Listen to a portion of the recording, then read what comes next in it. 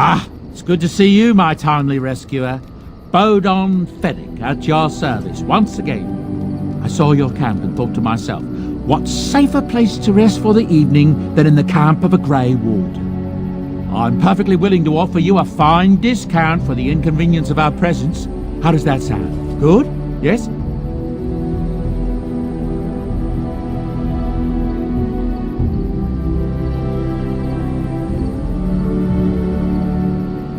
I'm sure you'll be pleased with the goods my boy and I have collected, and with your discount.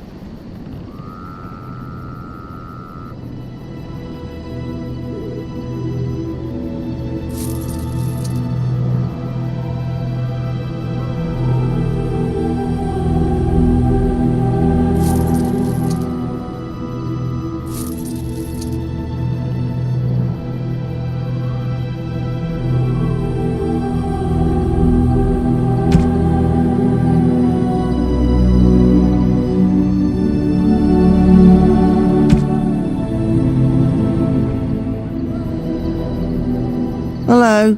The boy's a bit simple, but he's rather good with enchantments. One of those tranquil fellas actually called him what was it now? A savant. I had no idea such a thing existed.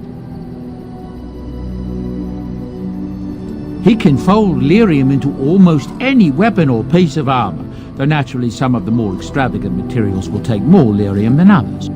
It's a process that some of the master smiths back in Orzammar will perform, but my boy here is just as adept at it. Isn't that right, boy? Enchantment! And there you have it.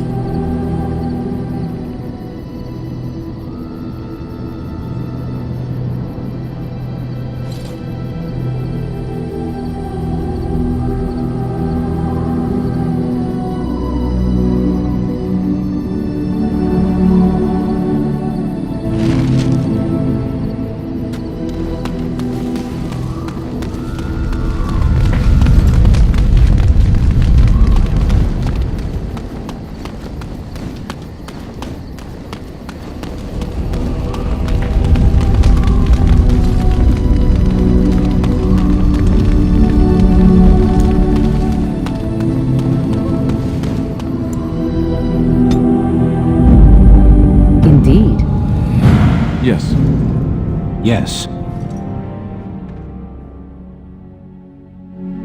Vashaden. Indeed. Of all the blood and damnation. Vashaden. Vashaden. Yes. Vashaden. Vashaden.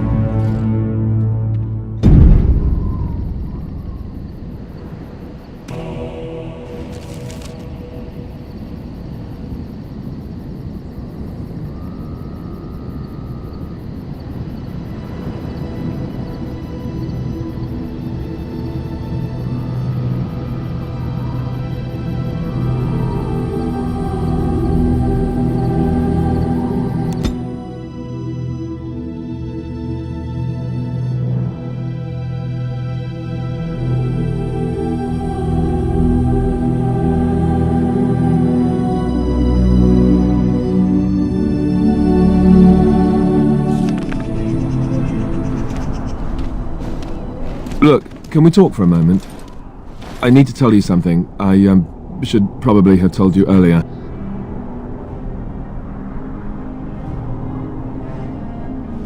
Yes, that's right. I stopped you to tell you that I'm an idiot. Whew! Thank the maker you know already. Now I can stop worrying I'll be found out.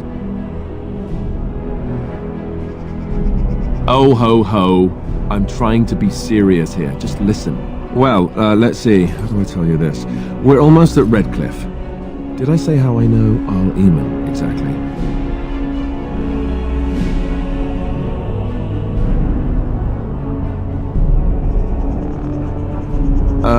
No. Why would you think that? Wait, don't answer that. Just let me finish. I'm a bastard. My mother was a serving girl at Redcliffe Castle, and she died when I was born. Al Eamon took me in and raised me before I was sent to the Chantry. The reason he did that was because, well, because my father was King Marek, which made Kaelin my half-brother, I suppose.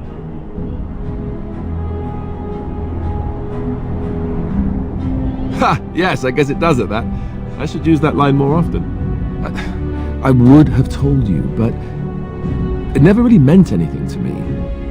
I was inconvenient, a possible threat to Kaelin's rule, and so they kept me secret. I'd never talked about it to anyone. Everyone who knew either resented me for it or they coddled me. Even Duncan kept me out of the fighting because of it. I didn't want you to know as long as possible. I'm sorry.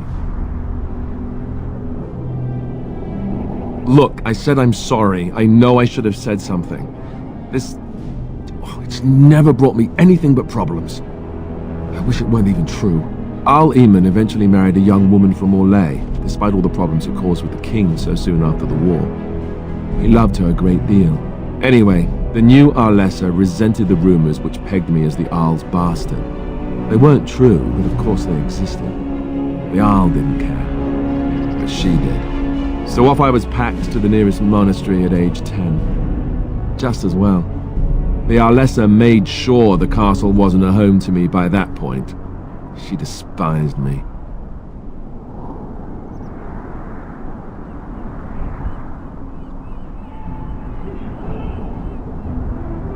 I suppose you're right. I wasn't raised as the Arl's son, though. If you're picturing that, I slept in hay out in the stables, not on silk sheets. I remember I had an amulet with Andraste's holy symbol on it. The only thing I had of my mother's. I was so furious at being sent away, I tore it off and threw it at the wall, and it shattered. Stupid, stupid thing to do. The Arl came by the monastery a few times to see how I was, but I was stubborn. I hated it there and blamed him for everything. And eventually he just stopped coming. Let's hope not. I'm the son of a commoner and a Grey Warden to boot. It was made very clear to me early on that there was no room for me raising any rebellions or such nonsense. And that's fine by me. Now, if there's an heir to be found, it's Al Eamon himself. He's not of royal blood, but he is Kaelin's uncle, and more importantly, very popular with the people. So there you have it. Now can we move on? And I'll just pretend you still think I'm some nobody who was too lucky to die with the rest of the Grey Wardens. Oh, lovely. I'm going to regret this. Somehow I just know it.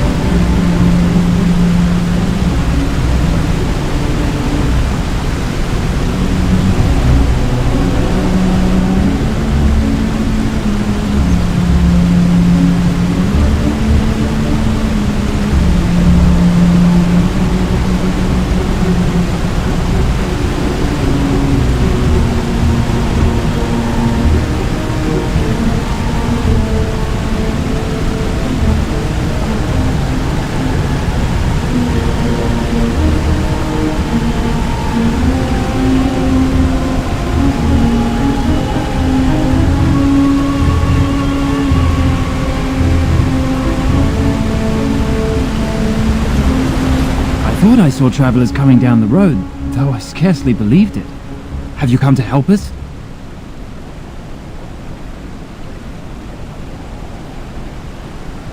The Arl?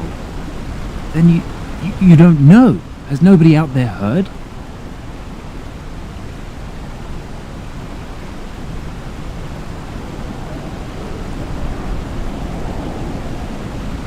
We heard news about the king and all the fighting. That was before everything started here. We're under attack. Monsters come out of the castle every night and attack us until dawn.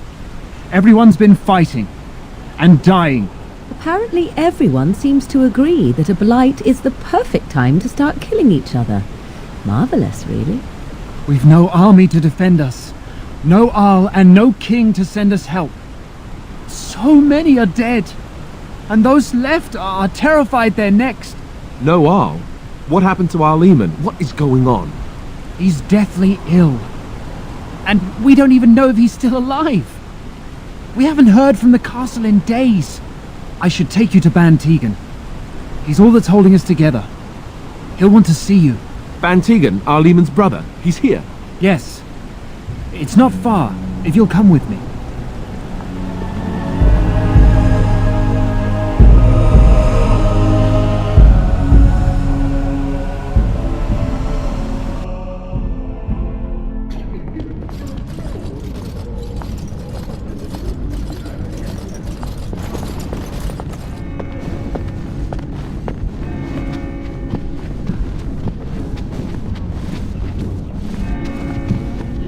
It's Thomas, yes? And who are these people with you? They are obviously not simple travelers. No, my lord. They just arrived, and I thought you would want to see them. Well done, Thomas. Greetings, friends. My name is Tegan, Ban of Rainisfere, brother to the Arl. I remember you, Ban Tegan, though the last time we met, I was a lot younger and covered in mud. Covered in mud? Alistair? It is you, isn't it? You're alive! This is wonderful news.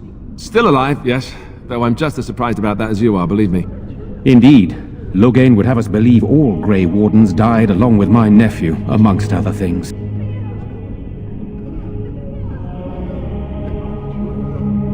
So you are a Grey Warden as well. A pleasure to meet you.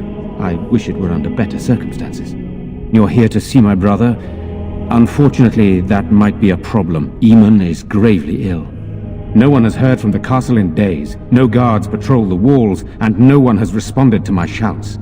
The attack started a few nights ago. Evil things surged from the castle. We drove them back, but many perished during the assault.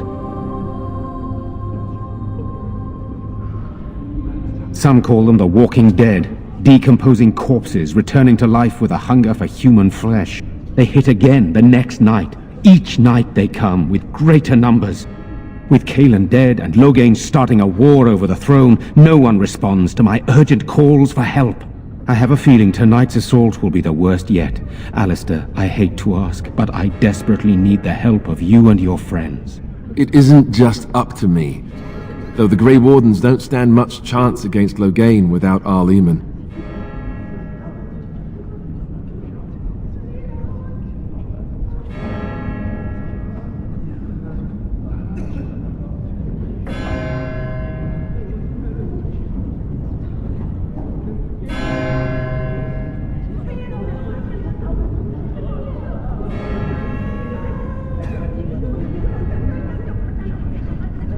There are no darkspawn here, and nothing to gain. It is a fool's errand. Yet helping these humans does nothing of the sort. How pointless to help these villagers fight an impossible battle. One would think we had enough to contend with elsewhere. Thank you, thank you. This means more to me than you can guess. Thomas, please tell Murdoch what transpired. Then return to your post. Yes, my lord. Now then, there is much to do before night falls. I put 2 men in charge of the defense outside. Murdoch, the village mayor, is outside the chantry. Sir Perth, one of Eamon's knights, is just up the cliff at the windmill, watching the castle. You may discuss with them the preparations for the coming battle. Very well. Luck be with you, my friend.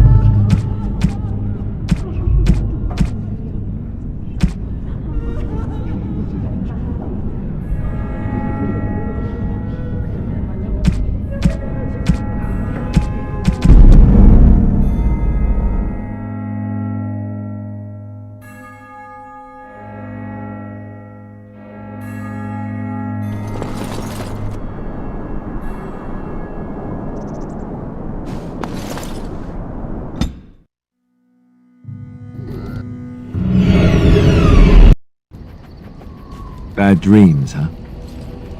Well, it is real. The archdemon, it... Anyhow, when I heard you thrashing around, I thought I should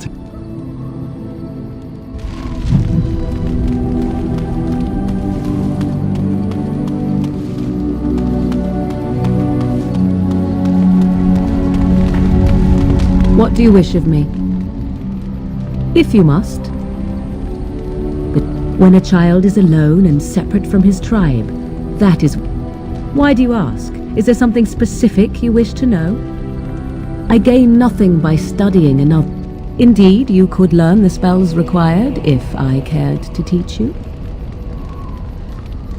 But my life is as a human. I am under no illusions as to what they think. I truly can't. The zealots of the Chantry would uproot all such practitioners if they could. But as luck have it, some... But perhaps you felt a little like a caged bird as well, caught within that... I thought so. Indeed. Have you an opinion? What do you wish of me? If you must. By others, do you mean yourself? What do you wish of me? If you must. Why do you ask me such questions? In time, I grew curious. I left the wild. I was unfamiliar with so much. So confident and bold was I, yet there was much that Flemeth could never have prepared me. He pointed and gasped and began... Not that I did not have trouble. There are things about human society which have always... I still do not understand it all, truth be told, but then... Yes? If you must. You are very cute. Flemeth made a bit of a game of it, in fact. The Templars would come again, and she would look at me and smile and say that the fun was to begin. And then the true game began.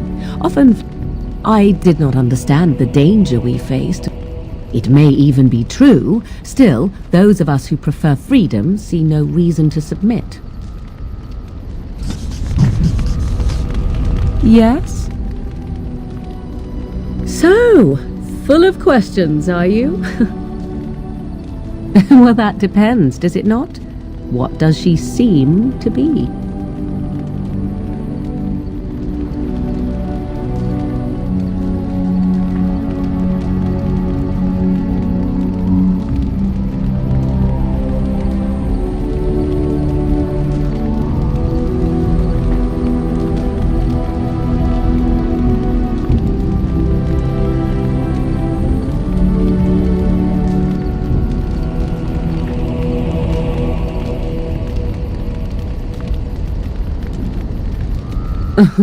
Sometimes I do wonder the very same thing. Tell me, how much do you know of the tale? The one that the chastened still tell of my mother, to frighten them into obedience. I can relay what Flemeth once told me herself, and you can decide whether or not 'tis the truth, if you desire.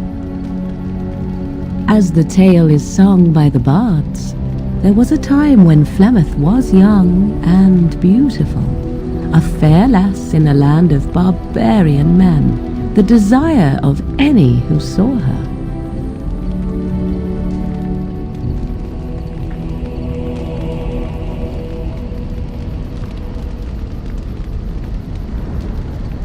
The tales say that Flemeth fell in love with Osen the bard, and fled the castle of her husband, the dread Lord Conabar, and that he swore vengeance for her infidelity. In truth, my mother claims that 'twas Osen who was her husband, and Conabar the jealous lord, who looked on from afar. Lord Conabar approached young Osen and offered him wealth and power in exchange for his lovely wife, and Osen agreed. Aye, it was. 'Twas Flemeth who suggested the arrangement in the first place. All would have been well had Lord Conabar kept his end of the bargain. But he was a foul man who bargained with coin he did not possess. Osen was led off to a field and slain, left for dead. Flemeth spoke to the spirits and learned of the deed, and swore revenge.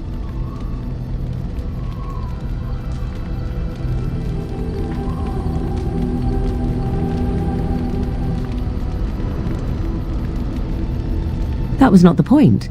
Conabar had no honor, so she would not have him. Flemeth begged the spirits to aid her, and 'twas they who slew Conabar. The demon the legend tells of came later. Lord Conabar's allies chased Flemeth, you see, chased her to the wilds, and there she hid. There she found the demon, and he made her strong.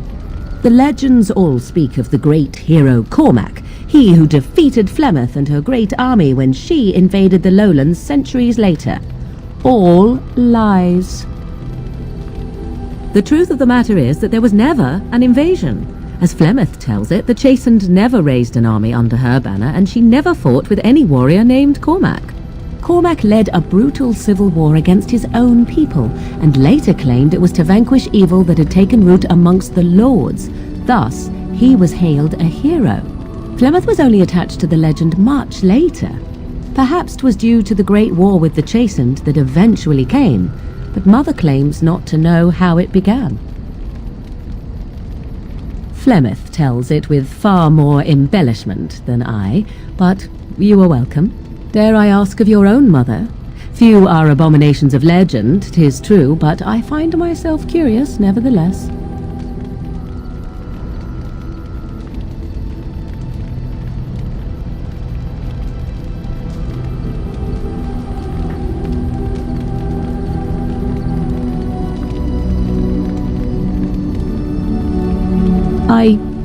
Nothing. I wish to know nothing more. I find myself a little envious, to tell the truth. But it matters not. Let us move on.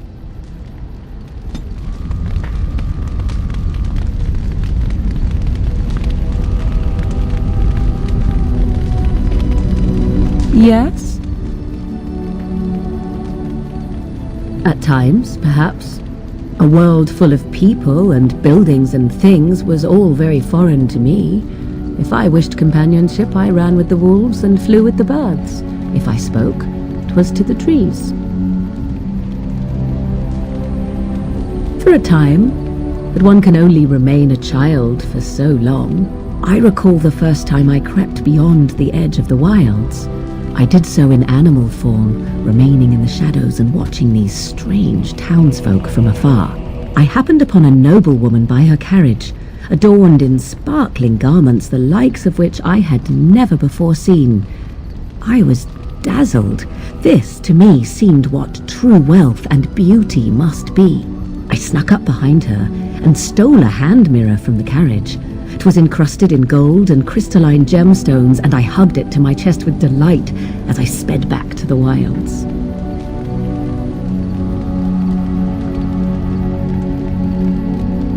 Flemeth was furious with me. I was a child and had not yet come into my full power, and I had risked discovery for the sake of a pretty bauble. To teach me a lesson, Flemeth took the mirror and smashed it upon the ground. I was heartbroken.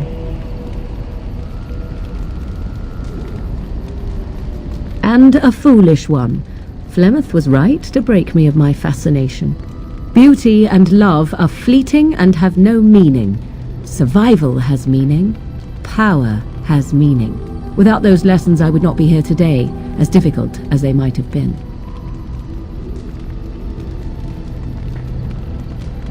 They did indeed. To return to your original question, perhaps my time in the wilds was indeed lonely, but such was how it had to be. I find myself at times wondering what might have become of the girl with the beautiful golden mirror, but such fantasies have no place amidst reality. Yes? So, full of questions, are you? I assume you were actually asking whether Flemeth herself gave birth to me. Truly, I do not know. I once asked Flemeth that very question, and she merely laughed at me. 'Tis not inconceivable that she could capture a chastened man, or perhaps change to a more attractive form to attract him willingly. I find it more difficult to imagine her with child.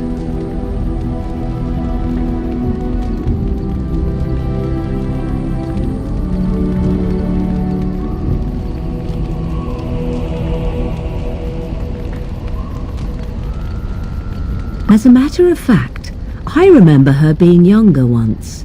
She had black hair, much like my own, long and lustrous. But how could that be if she is centuries old? Has she become wizened only recently? Or are the tales of her legend only that, and nothing more?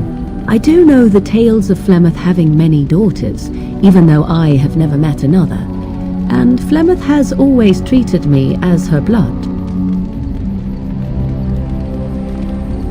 What an odd thing to say. Why must love enter into the equation? Flemeth taught me everything I needed to learn. How to survive, the meaning of power, the truth of men. If other mothers do not teach these things, then I believe them the lesser.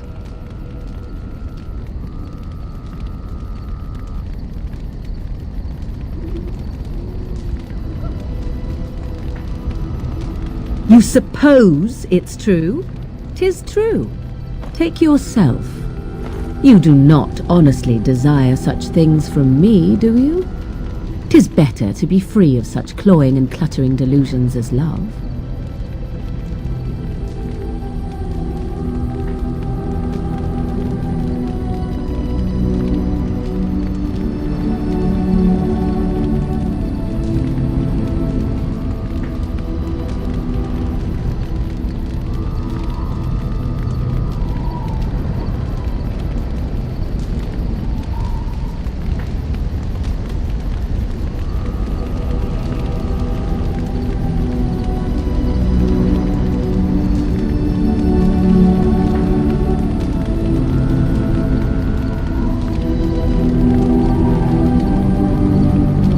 There.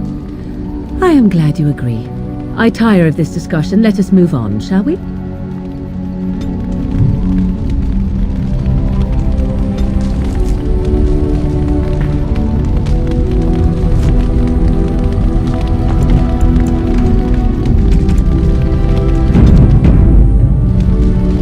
is cold in my tent all alone.